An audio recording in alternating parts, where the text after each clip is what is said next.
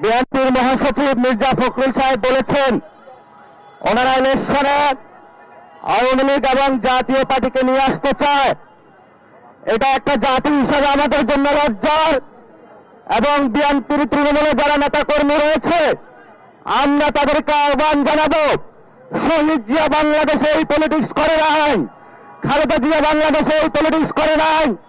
যদি আপনাদের পলিটিক্স ভারত নিজে হয়ে থাকে তাহলে আপনারা আমাদেরকে জানান, আমরা তাহলে আপনাদের ব্যাপারে নতুন করে সিদ্ধান্ত নেব।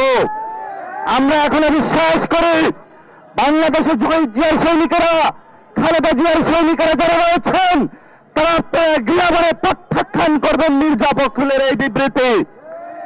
আমরা আরো দেখতে পেয়েছি এই ইন্টারিম গভর্নমেন্টের প্রধান ইউনুস আমাদের সদস্য সচিব আক্তার হোসেন এবং যুগ্ম সদস্য সচিব তাসনিম জারাকে ইউএন মিশনে নিয়ে গিয়েছেন, কিন্তু সেখানে নিয়ে তারা লীগের সামনে আমাদের দ্বারা অভ্যুত্থানের নেতৃবৃন্দকে ছেড়ে দিয়েছেন।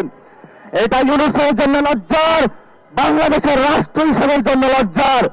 এই জন্য পররাষ্ট্র মন্ত্রণালয়ের ব্যর্থতার দায় নিয়ে অতীব সত্তর তাদের ব্যর্থতার দায় হিসেবে বাংলাদেশের মানুষের সামনে এসে তাদের ক্ষমা প্রার্থনা করতে হবে।